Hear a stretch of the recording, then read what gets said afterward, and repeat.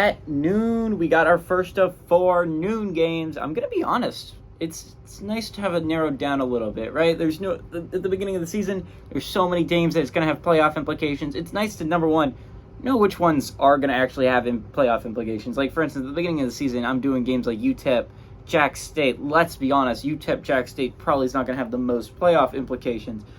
But you get about 5 weeks into the season, you hit week 5, you kind of know who the good teams are, who the bad teams are, and even though there's still a lot of teams that are still kicking in that playoff conversation, you kind of know who's good and who's not.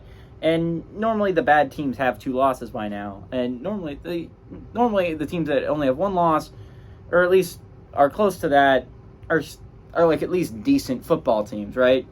And noon windows has some of the best football teams playing. At 12 o'clock, we had number 12 Oklahoma, who's 5-0. Turner number 3 Texas, who's 5-0. Texas favored by 6.5 points on ABC.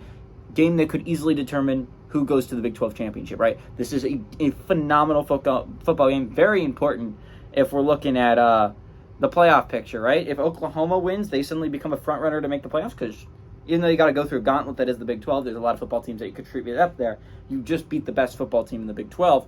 You should rise very high if you're Oklahoma. Texas, on the other hand, there's a chance to prove Texas is back, right? Again, Oklahoma's 5-0, Texas is 5-0. Texas favored by 6.5 points on ABC. We'll go with the stats real quick. Dillon Gabriel for the Sooners has gone 118 to 157, thrown for 1,593 yards, 15 touchdowns, 2 interceptions. Marcus Majors had 51 carries for 199 yards and a touchdown, and Andrell Anthony had 22 catches for 387 yards and a touchdown. Quinn Ewers for the Longhorns has gone 97 to 147, thrown for 1,358 yards, 10 touchdowns, 1 interception. Jonathan Brooks has had 86 carries for 597 yards and 5 touchdowns, and Xavier Worthy's had 26 catches for 345 yards and 3 touchdowns. Texas leads the series all time 63-50. Last game went to Texas last year, obviously, in the blowout. But Oklahoma has won 6 of the last 8 times these two teams have played. Again, Oklahoma has been the team in the Big 12 for so long, and Texas has been not that team, right? But this year it seems like Texas is that team.